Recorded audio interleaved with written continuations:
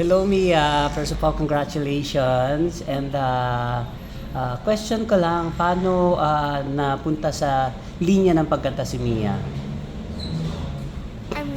Pagkanta ka po? Yes, what age nag-start ka na na-realize mo na ay nakakanta pala ako, or na-discover ka ba ng family mo o ng parents mo na kumakanta ka and they supported you? Opo, my parents actually found that na, may boses pala tong bata na to. Sige, let's throw her into voice lessons. So, doon ko po nakuha yung actual pagkanta ko po. Pero dati po talaga, out of tune po talaga yung pagboses ko. Wala po akong tono. Pero yun po, voice lessons shaped my voice and it helped me a lot. So at what age nag-start ka talaga na kumanta? 11 to 13 po. Ganun. 11 to 13. So nag-undergo ka ba ng voice lesson? Yes po, voice lessons. So voice lessons na siya. And ikaw ba nagjo-join ka ng mga contest katulad ng ibang mga singers? May mga contest ba na sinalihan ka? No po, but recently I joined this contest in school. Puro sa school. Opo. Ayun po actually yung first contest na ginoin ko. First, Yes first po. and last. Yeah. Hindi naman. I'm not First, sure. first lang, first. Kasi recording artist ka na ngayon di ba? So, tell me about your song. So, ano ba yung pinopromote na song ni Mia? Pintig, it actually talks about unrequited love and feelings that you cannot di mo kayang aminin na gusto ko pala tong tao na to.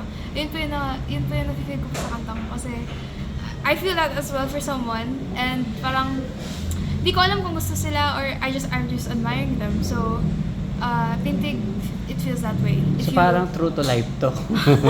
Opo. So, may mga instances na parang may gusto ka, hindi mo alam kung gusto ka din, like that, parang gano'n. So, kaya ka nakarelate sa song. Opo.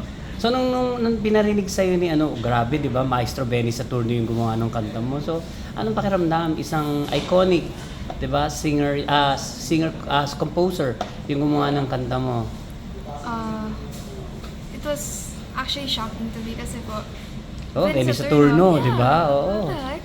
Paano po Hitmaker nangyari yan. yun, di ba? Ang bilis po din ng pangyayari, kaya di ko po medyo na-take in yung the fact that Benny Saturno, Sir Benny is the composer of the song that I'm singing right now. So, it feels surreal. It feels, totoo ba to? Ganun po, yeah. So, ikaw ba, one song ba siya o full album siya? Oh, it's just one song. It's a So, one single. song muna, single lang. Right now, yun lang muna ipopromote mo. And sino naman yung mga naging singers na naging influences sa pagkanta mo?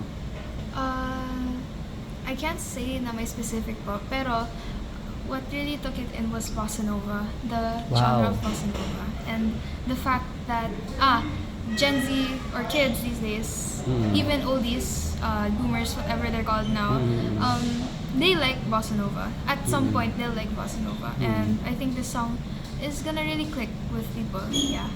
Sa mga Pinoy na mahilig sa bossa nova, di ba? And at your age, di ba, you're only 14. So, bossa nova na yung mga, di ba? Nagulat Yung nga po genre sila, na sir. gusto mo, di ba? Opo, Parang nagulat po sila. kakaiba. Di ba? And ikaw ba may mga favorite singers ka, mga local or international, na sana marating ko din yung kinalalagyan nila o kahit 1/4 man lang nung kasikatan nila. Right now, if we were gonna, kung local po pinapag-usapan natin, I love Sunkissed Lola. Wow. But if we were talking about international, I love the K-pop group 17 and Bruno Mars po. Yeah. They're my idols. O, di ba, Pinoy din. May blood na Pinoy, Bruno Mars, di ba? Kumbaga, para ano yung mga plans? Kumbaga, ngayon, ilo-launch na yung song mo. So, what's next? May mga motors ba tayo? TV and radio guestings? Honestly po, I don't know where this will take me, but right now I'm just happy for what I have. Yeah. So, may mga plans naman siguro for you, di ba? And, ikaw ba may mga gusto ka mga collab? Like, alam mo yung mga singers, di ba? May mga gusto sila mga collab na sana makakollab ko to or makasama ko sa concert. Honestly, yung sinabi po ko kanina, si Sunkissed Lola. Si Sunkissed Lola, ba't si Sunkissed? Grupo, di ba? Ba't grupo? Ayaw mong solo artist ba? I mean, wala po akong maisip na right now, pero Sunkissed Lola po talaga yung yung on the top of my mind. Na gusto mong makatrabaho talaga, makakolab. There's Nakita mo na sila? No po. Hindi pa? Yeah, hindi pa po. Pero, of course, I've seen them perform, pero not face to face. Oo, Yeah hindi pa po. nakakapagkwentuhan o whatever. Iba kasi yung feelings, di ba, pag Iba po talaga. nakausap mo na sila, di ba, nakatrabaho mo na sila. And anong advices na binibigay ng parents mo for you ngayong nasa music industry ka na rin? Keep calm and be humble po. Hmm. Ayun, yun. Oo. Keep calm and be humble. Ayun ang kailangan, di ba? Kasi minsan pag sumikat na, di ba, may mga lumalaki ulo. Pero iba pa rin pag humble eh. Opo. Di ba, mas marami magmamahal sa iyo, di ba? And ikaw, paano mo na-maintain yung ganda ng boses mo? Meron ka bang routine? Kung baka kailangan ba, lagi tayong kumakanta everyday? Ilang hours? And may voice coach ba tayo?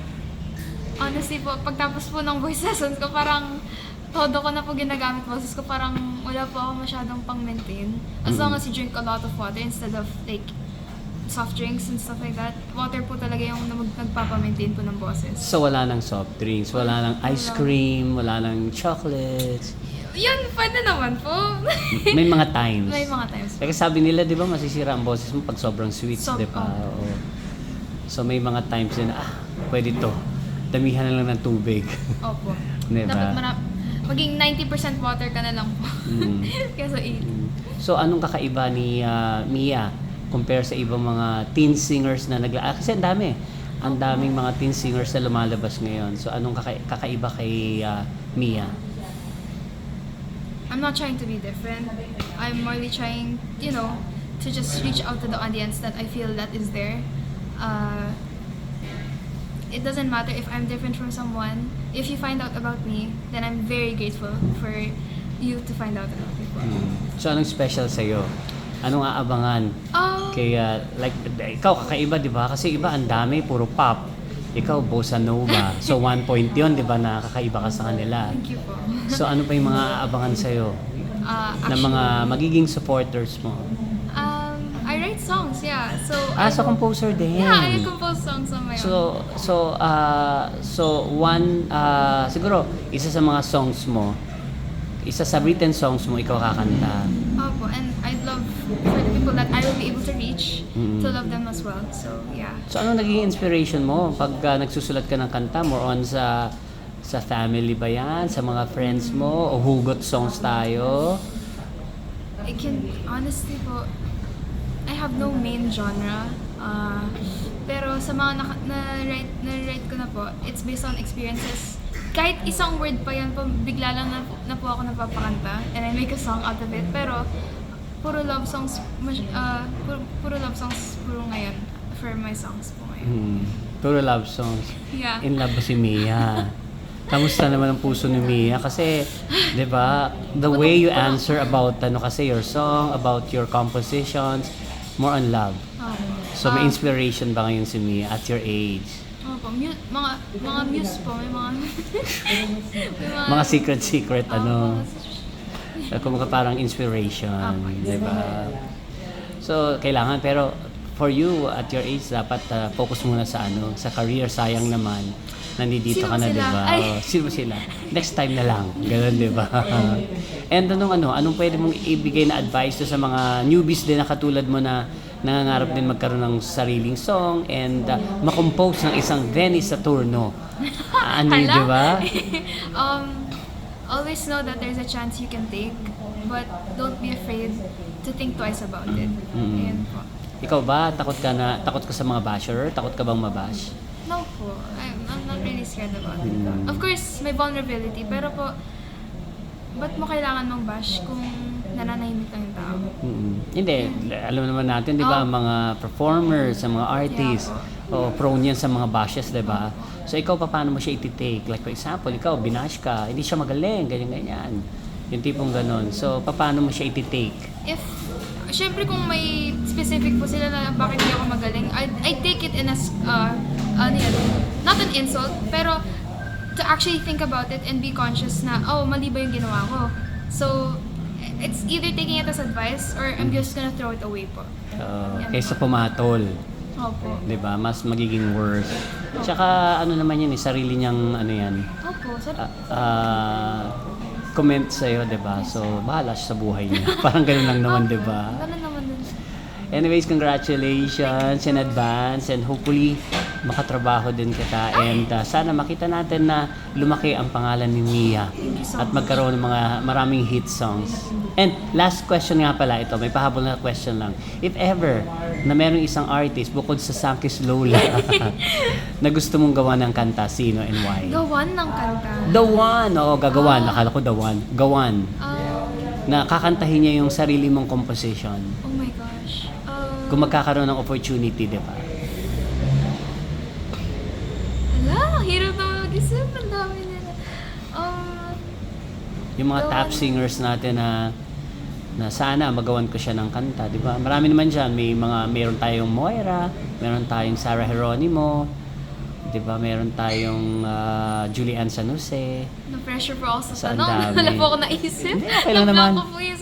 Oo. Bukod sa Sankis Lola kasi mukhang ibibigay mo sa Sankis Lola yan. Sino? Na babae din, if you want. May binubulong si Mother. Oh my gosh, sino? Kayo po. Sige po, kayo po. Who do you want me to make Hindi, a song for? I gave you Ay. sample like, yun nga, mali natin, Regine Velasquez, makanteng kanto, yung mga ganyan, di ba?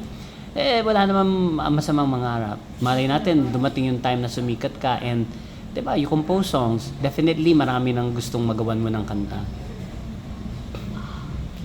Tsaka walang masama mangarap. Opo. Libre lang yan. Pero I'm not reaching for the star shade na, kaya po wala po ako talaga maisip. But, of course, it's not to the disrespect to, and wala po akong disrespect na artist, pero, Kahit sino, kahit sino po, I'm na fine. gustong kumanta ng song mo, okay lang. It's definitely their choice. Kaya po, if may sinabi po akong pangalan, parang yun na yung dream ko po.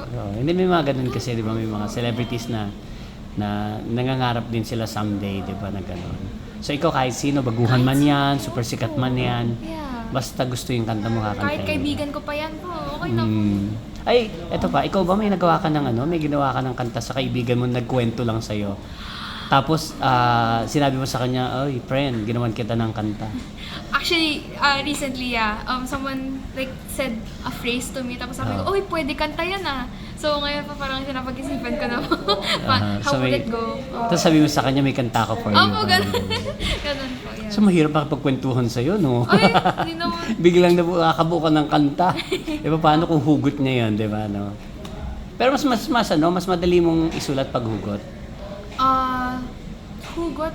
No. I'm more of a happy-go-lucky po kasi po ako. Kaya mahirap po mahugot yung mga kanta ko. So, mas more on sa happy songs, Happy. parang ganyan. Happy songs, happy thoughts. Anyways, congratulations, Mia. Katulad sinabi ko, sana kuminang ng bonggang-bongga yung star mo. And hopefully, may mga singers din nakakanta ng sarili mong composition. Thank you And so good luck! Thank you. Congratulations!